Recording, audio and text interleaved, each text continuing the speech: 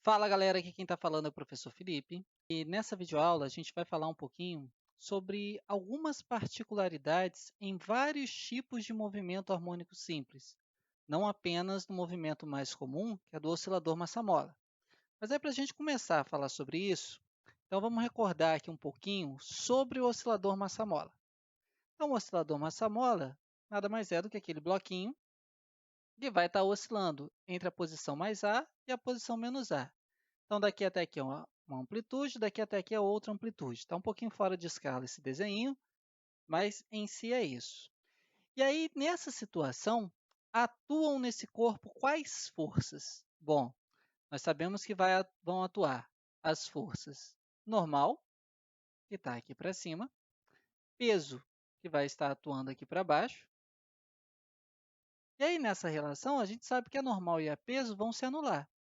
E aí vai sobrar que força fazendo o papel de força resultante? Justamente a força elástica, né? Então, se o meu bloquinho ele estiver aqui na posição mais A, vai existir uma força elástica que vai ser igual à minha força resultante, atuando para a esquerda, e se ele estiver aqui na posição menos A, vai existir uma força elástica que vai fazer o papel da minha força resultante, que vai estar atuando para a direita. Tranquilo? Moral da história. Com isso, a gente está dizendo que a força resultante em módulo vai ser justamente a força elástica.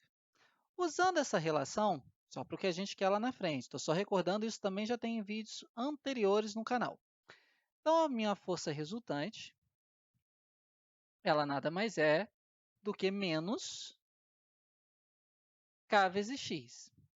Só que o interessante nessa situação é que tanto esse X aqui quanto a aceleração que vai estar embutida aqui dentro, uma vez que força resultante é massa vezes aceleração, eles podem ser expressos pela equação horária do MHS, aonde o meu x é o A vezes o cosseno de ômega t mais o θ0, e a minha aceleração é menos ômega ao quadrado vezes A vezes o cosseno de ômega t mais o θ0. Então, isso tem lá naquele vídeo dos conceitos iniciais. Eu vou substituir essa equação e essa equação aqui, aqui nesse termo. Então, vai ficar que a massa vezes, vou abrir um parêntese aqui, ômega ao quadrado, vezes A, vezes o cosseno, abro outro parêntese, ômega t mais o θ0, é igual a menos K vezes A vezes o cosseno de ômega t mais o θ0. Bom, quando a gente faz isso, a gente percebe que os dois termos vão ficar negativos. Então, eu posso multiplicar isso por menos 1.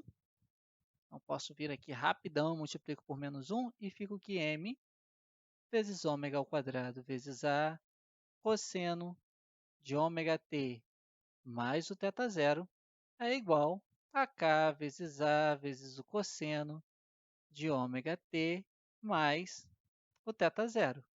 E o legal nessa história agora é poder cancelar, né? Eu posso cancelar esse cosseno de ômega t mais θ0 com esse outro cosseno de ômega t mais θ0. Eu posso cancelar esse A com esse A, de forma que eu vou ter uma relação que é primordial na hora que a gente vai tratar sobre MHS, que é aqui o ômega ao quadrado é igual a K dividido por M, ou que ômega é igual a raiz quadrada de K sobre M. Essa relação ela é primordial para a gente, uma vez que, com essa relação que eu tenho aqui, e lembrando que o ômega pode ser calculado como 2π sobre t, eu consigo chegar então que 2π sobre t é igual a raiz quadrada de K sobre M. Se eu inverter esse lado, então o que está em cima passar para baixo, eu posso inverter esse outro lado, o que está em cima passar para baixo e vice-versa. ficaria que o meu período é igual a 2π vezes raiz de m sobre k. Essa relação ela vai ser hiperválida para a gente. Eu vou fazer o seguinte, uma vez que eu quero ressaltar a validade dessa equação. Eu vou botar aqui, com outra cor, a minha massa, e eu vou botar aqui embaixo também com outra cor, a minha constante. O que eu quero que vocês notem, o grande macete, a grande jogada é a seguinte: toda equação de período no movimento harmônico simples, nas questões que nós teremos aqui envolvidas a nível de ensino médio, podem ser questões tanto do Enem, quanto do ITA, da NASA, enfim, padrão nível médio. Na hora que eu for ter uma equação do meu período, eu sempre vou ter 2π raiz de uma fração. Sendo que nessa fração que está na raiz, o numerador dessa fração sempre vai ser a massa do corpo oscilante. Então, a massa do que estiver oscilando. Óbvio que aqui eu não estou considerando a massa da mola, eu estou considerando a massa do bloquinho. Então, nessa situação aqui, ó, eu tenho a mola, mas eu não considero a massa dela, eu considero justamente a massa do meu bloquinho. Então, a massa dividido por uma constante. E, Felipe, que constante seria essa? Seria a constante que iria aparecer, deixa eu pegar aqui para poder ressaltar uma outra cor. É a constante que aparece na hora que a gente tem essa equação aqui, ó, na equação da força resultante. É a constante que vai aparecer com o termo que está multiplicando o x. Nota, esse sinalzinho de menos sempre vai aparecer, porque para ficar oscilando em torno de um ponto de equilíbrio tem que ser uma força restauradora, beleza? E a gente sabe que ela vai depender da posição que se encontra. Se está à direita, a força vai estar para a esquerda, se está à esquerda, a força vai estar para a direita. Mas o que é interessante nesse aspecto é esse valorzinho que tiver aqui, ó, junto com o x. Então, tudo que tiver junto com o x na equação dessa força resultante é justamente a constante que vai estar inserida aqui embaixo. Então, esse termo que está inserido aqui embaixo é a constante envolvida na fórmula da força resultante, que vai ter um menos. Aí nós vamos ter essa constante multiplicada pelo x. Então, essa relação aqui, ela vai ser primordial para a gente. Então, vai ser algo que vai estar multiplicado pelo x. Beleza? Essa constante, e para usar nessa relação é primordial. Eu vou mostrar um primeiro exemplo disso, justamente no pêndulo simples. Então, no pêndulo simples, vamos recordar aqui rapidamente como que a gente faz para calcular a força envolvida, né? A gente sabe que aqui tem um ângulo θ, a gente sabe que as forças que estão atuando nesse pêndulo, quando ele se encontra aqui, existe uma força de tração e existe a força-peso. Existe a força-peso, só.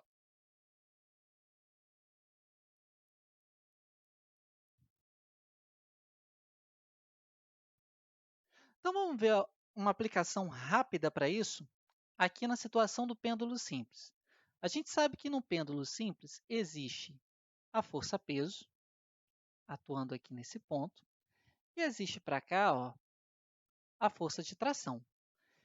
Eu sei que esse ângulo aqui é θ e ele quer sempre voltar para essa posição de equilíbrio. Então, quando meu ângulo estiver aqui, vai ter uma componente da força querendo vir para a direita. Quando meu ângulo estiver aqui, ó, vai ter uma componente da força querendo vir para esse lado aqui. Beleza? Então, a relação que a gente tem é justamente essa. Então, vamos lá. Vamos recordar, lembrando que isso daqui também nós já temos em outras videoaulas, é só para inserir, para a gente poder seguir o barco a partir daqui. Então, essa força-peso, eu posso fazer uma decomposição dela, de forma que esse ângulo θ vai ser o mesmo ângulo θ que eu tenho aqui, e eu posso decompor essa força-peso nas componentes Px e Py. Então, o meu Px, ele vai ser essa componente aqui, ó. Esse aqui é o meu Px, e essa daqui é a minha componente Py. Beleza? E aí, nessa relação que eu tenho aqui, PY e tração não vão se anular, e aí isso não é a questão para esse vídeo, é a questão de vídeos lá das aplicações das leis de Newton, né? Então, elas não se anulam, uma vez que ela vai ter uma resultante, que vai ser uma força centrípeta para cá, que vai mudar a direção. Mas, enfim, eu vou me interessar aqui nesse PX, que é esse PX que vai justamente querer que o corpo venha para essa posição aqui, ó. Então, o meu PX, ele não está com um ângulo, está sem um ângulo, seria a minha força P vezes o seno do ângulo θ. E é justamente ele que faz o papel de força resultante. Óbvio que para o meu θ, se o meu θ tiver valor negativo, o meu seno de θ também vai ter valor negativo, beleza? Então, essa relação aqui, ela é válida nesse sistema. E aí aqui vai ser o seguinte, então, minha força resultante vai ser força-peso no m vezes g vezes o seno de θ. Só que a gente tem que lembrar que essa relação ela acontece para ângulos pequenos. Pô, Felipe, como assim ângulos pequenos? Galera, ângulos pequenos são ângulos em graus, meu θ, ele tem que ser menor do que 10 graus. Óbvio que o ângulo que eu vou trabalhar aqui é em radiano, só que o meu θ ele vai ter que ser menor do que 10 graus, porque se ele for menor do que 10 graus, existe aquela propriedade que o seno de θ é aproximadamente o próprio θ e aproximadamente a tangente de θ também. Então, essa relação eu vou buscar aqui. Minha força resultante vai ser igual a massa vezes a gravidade vezes o próprio θ, uma vez que para ângulos pequenos, o seno de θ e θ são iguais.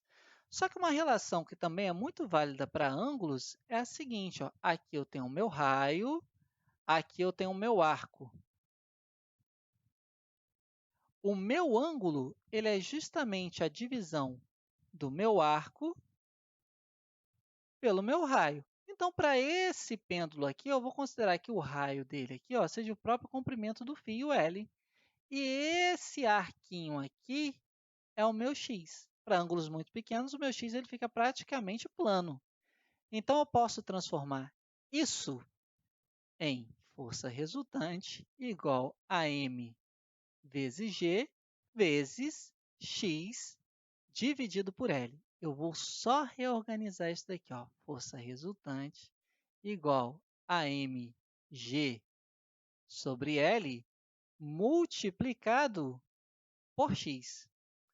Galera, lembra que no slide anterior eu acabei de falar que aquela constante que estivesse multiplicando nessa força restauradora, isso aqui, a rigor, terá um sinal negativo, mas essa daqui vai ser a minha nova constante? E olha que interessante, lá eu tinha falado para vocês que o período é 2π raiz da massa do corpo envolvido dividido pela constante que tiver na expressão da força restauradora. Vamos aplicar isso aqui?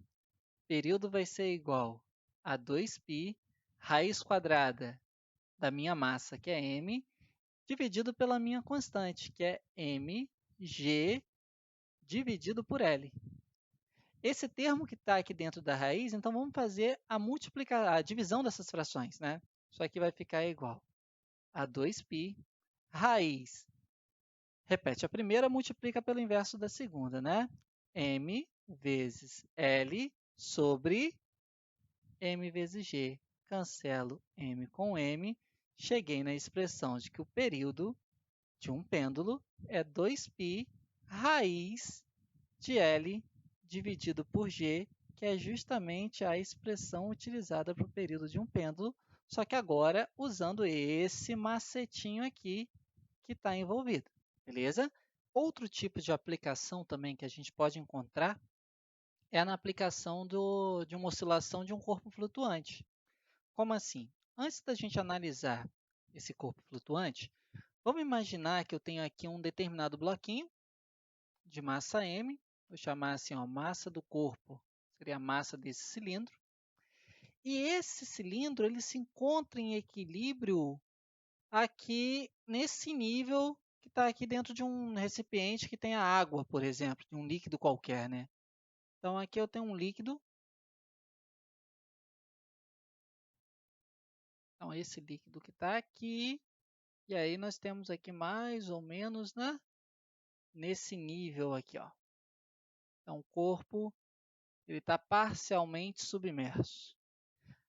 Bom, a gente pode de cara ver quais são as forças que atuam nesse corpo. Atua a força peso, que é vertical e para baixo, e vai atuar uma força vertical para cima, que a gente chama de força de empuxo. Vou pegar uma cor aqui, diferente, para poder selecionar. Essa aqui é a minha força de empuxo. E se esse corpo está em equilíbrio, essa é a palavra fundamental para a gente, se ele se encontra em equilíbrio, significa que em módulo, a força peso é igual ao empuxo desse corpo. Então, aqui vai ficar o empuxo que esse corpo está sofrendo, perdão. Aqui vai ficar massa do corpo multiplicada pela gravidade é igual a força empuxo, galera, é a força peso do líquido deslocado.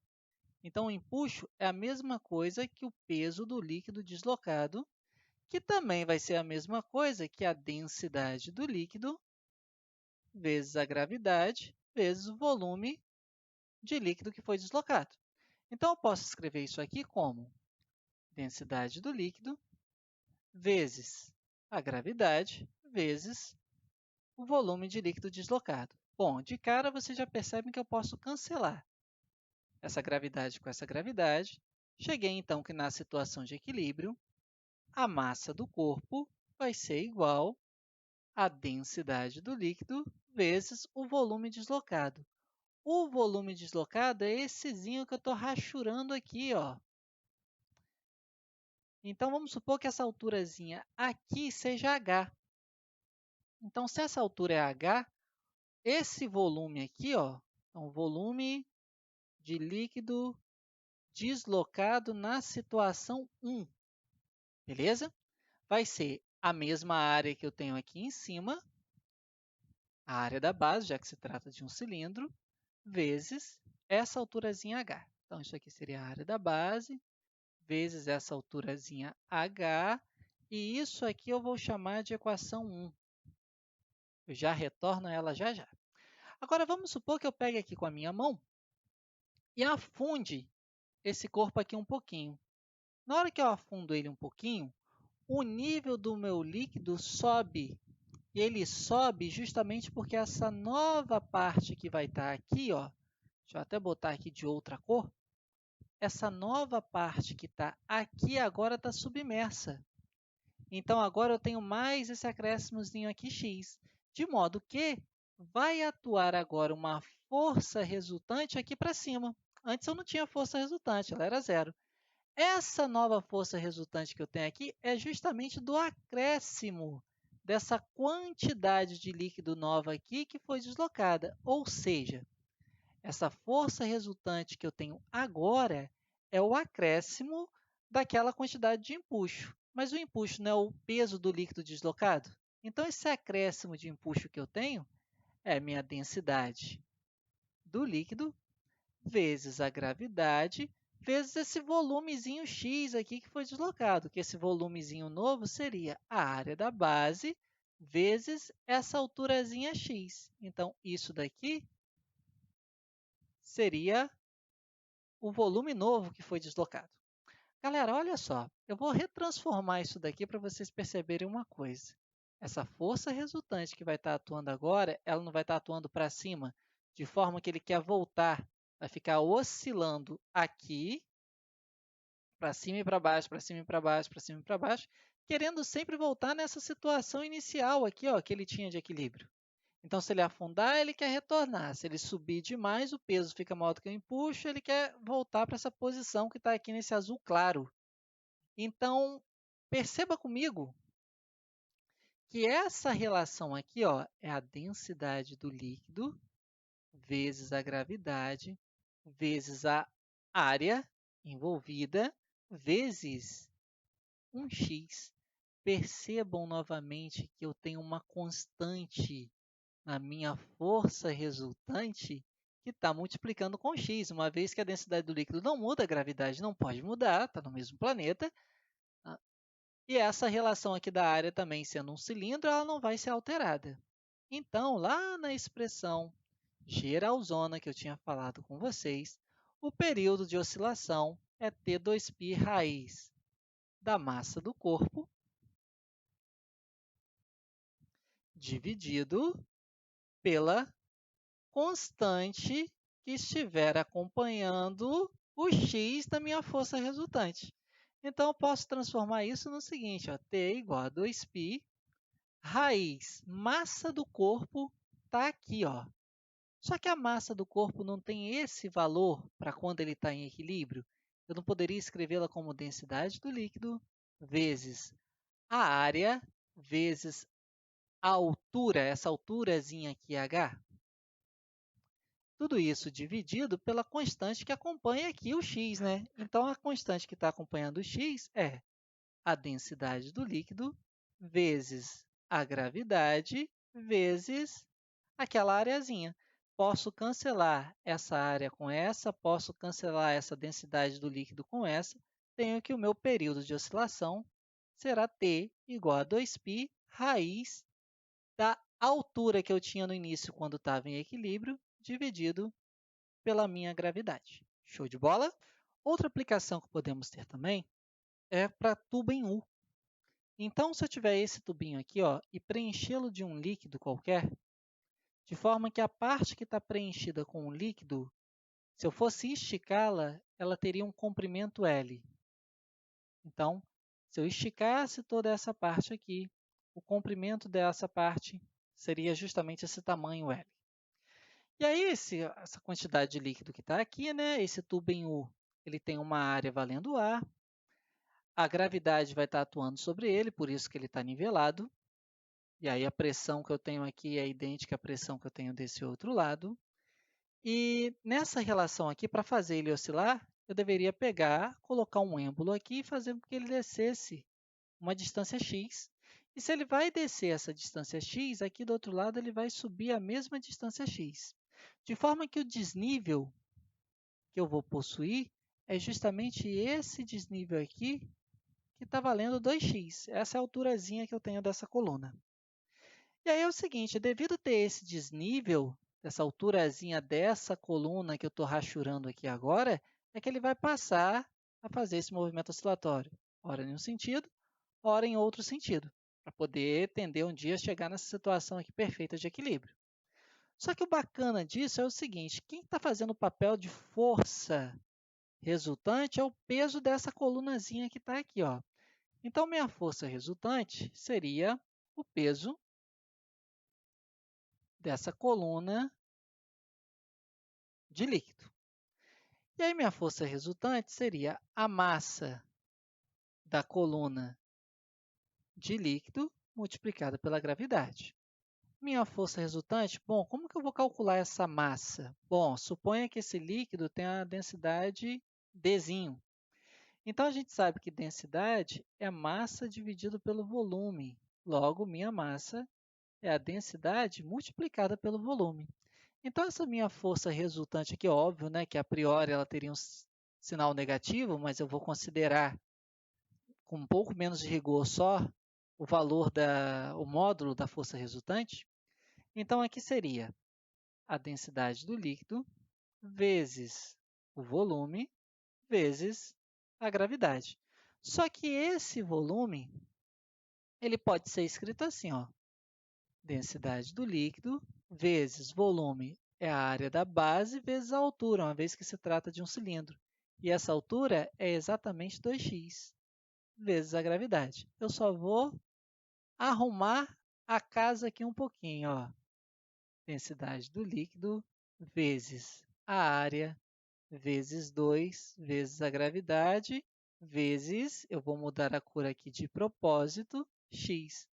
Lembra que a força resultante, para a gente calcular o período, aparece uma constante multiplicada por x? Todo esse termo que está aqui ó, não tem variável.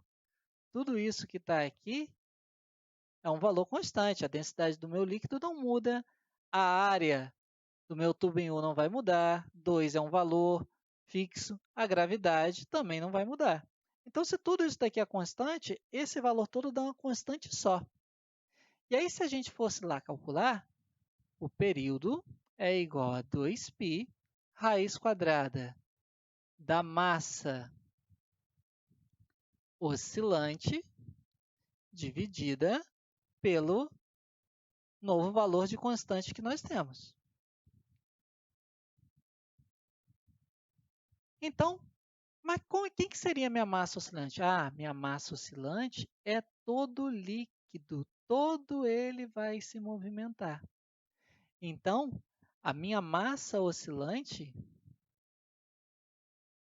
usando a mesma relação da densidade, é a densidade do líquido vezes o volume. Mas esse volume é esse cilindro todo aqui, ó, que é a área da base vezes a minha altura, que seria justamente esse comprimento L.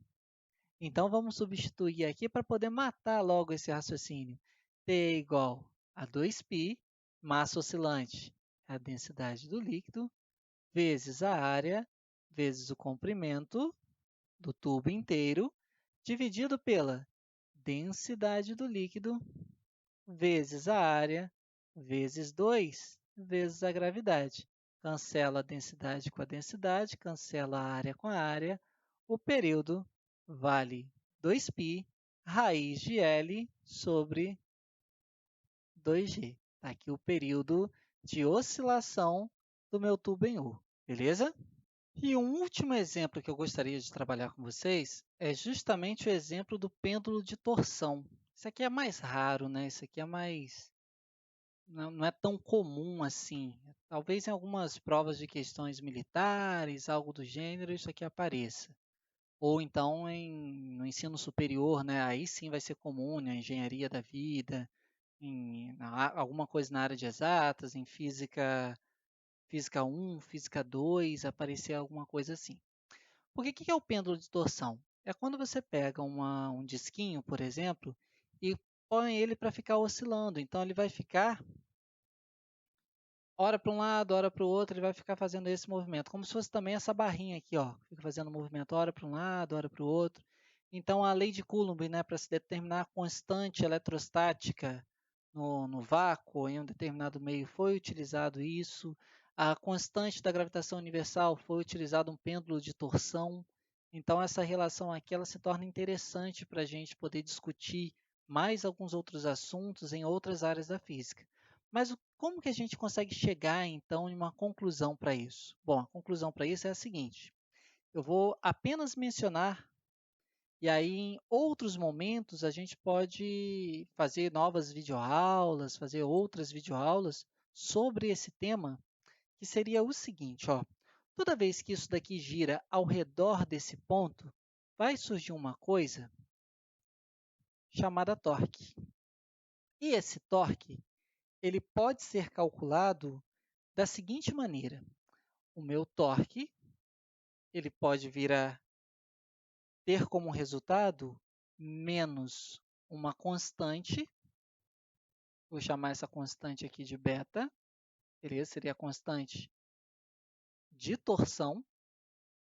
E essa constante de torção, ela vai depender de alguns fatores aqui do meu fio. Então, ela depende do comprimento do fio, óbvio que eu não vou entrar em detalhes sobre isso, então só quero mostrar a vocês uma aplicação dessa técnica que a gente está vendo. Ela vai depender do diâmetro do fio e ela vai depender também do material de qual o fio é feito. O material mais rígido não vai ter uma constante de torção tão grande, né? Se for um material mais maleável, um elástico, alguma coisa, é mais fácil dela ter essa torção. E aí também multiplicado pelo ângulo que ela vai estar em torno desse ponto de equilíbrio. Então, esse ângulo aqui, esse ângulozinho aqui, então depende desses fatores. Isso aqui seria o meu torque para esse sistema. Só que o meu torque, ele também pode ser escrito como a segunda lei de Newton. Então, existe uma segunda lei, a maneira de escrever parecida com a segunda lei de Newton, que vai depender de um termo que é I Óbvio que eu estou calculando tudo aqui em módulo, vezes um alfa. Esse I é uma coisa chamada momento de inércia.